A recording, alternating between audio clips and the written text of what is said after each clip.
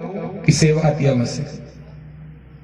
संत गौ ब्राह्मण अगर तीन की आप सेवा कर रहे हैं महाराज तो आपके घर में धन की कभी कमी नहीं रहेगी। बोले भक्त भगवान की।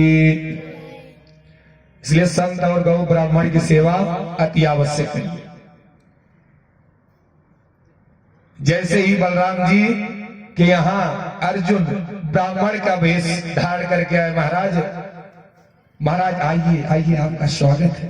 अहो भाग्य कि हमारे घर में ब्राह्मण आए, बड़ी खुशी की बात है। अब आजकल महाराज ब्राह्मण किसी के घर में आ जाए हो गया, आ गए लेने के लिए दक्षिणा। महाराज वैसे सोचे कि आगे आपसे हाल चाल ले। हाँ मैं मुझे पता है, आइए। क्योंकि उनके अंदर भाव नहीं है, अब नहीं रह गया, क्योंकि कलिकाल का प्रवेश हो गया। महाराज मति भ्रम हो जाता है। जैसे आप कुछ अच्छा कार्य करने चलते हैं महाराज, उस समय आपका मति भ्रम हो जाता है। मनोराग जो होते हैं ना महाराज, कहते हैं ये सब गलत है, यही करो, आगे बढ़ो। आत्मा एक बार आपको धिक्कारती महाराज कि ये गलत है, ये गलत चीज है, इसको आप मत करिए। लेकिन मनोराम कहते हैं फला आदमी की ये धनाढ्य हो गए, मैं बनी अगर आत्मा को सुनूंगा आज यही का यही रह जाऊंगा। बलराम जी अर्जुन के पैरों को धुले हुए। भले ब्राह्मण जब घर में आते हैं तो ब्राह्मण का पैर धुला जाता है। तो कृष्ण भगवान का जो रचा हुआ चाल था, तो उन्होंने दो सैनिकों से कहे जाइए बड़े भैया को बुला दीजिए, कह दीजिए कि यहाँ पर सभी लोग आए हुए आपसे मिलने के लिए। जैसे बलराम जी के पास दो सैनिक आए, महाराज कोई आया है आपसे अतिथि मिलने के लिए। बलराम जी कहे हमारे घर में संत आए हुए हैं, अतिथि का भी सम्मान करो। लेकिन संत आए हुए हैं, संत की सेवा करके हम जाएंगे। तो श्री कृष्ण भगवान कहे हम तो हैं, हम आपके छोटे भाई हैं। जैसे अगर आप सेवा करना चाहते हैं आप सेवा करें, या हम ही सेवा कर लेते हैं।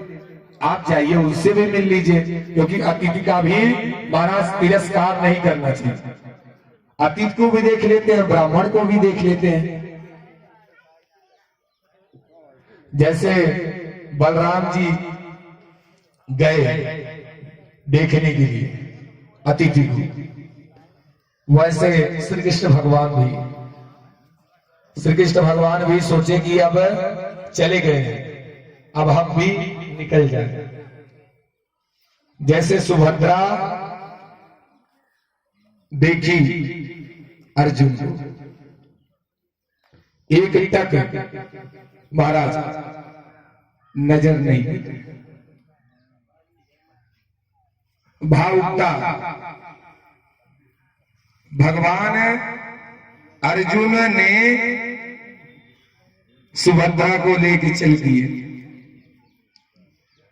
जैसे बलराम जी को पता चला कि ब्राह्मण मेरे घर आया था, मेरी बहन को ले जा रहा है, वैसे अपने हल मूसल को उठा के मारने के लिए जैसे दौड़े महाराज।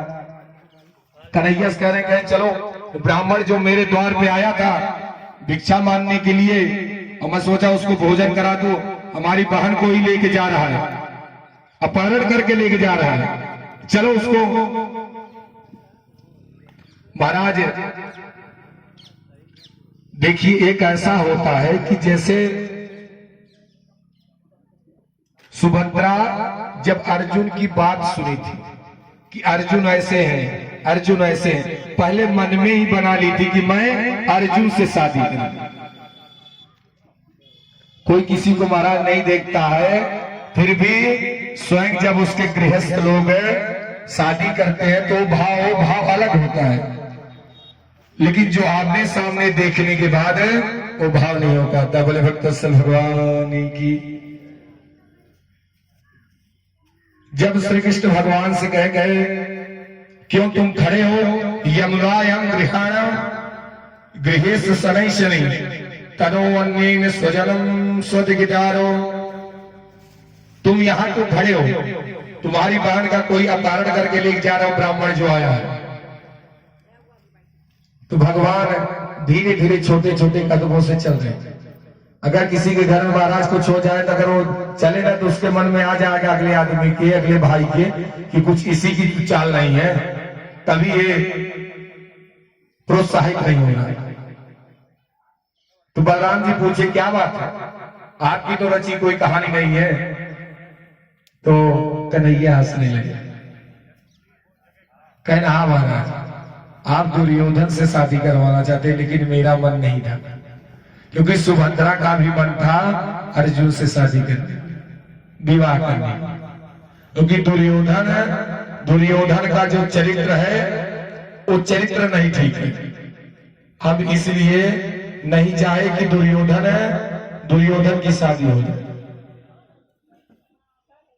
सुभद्रा से।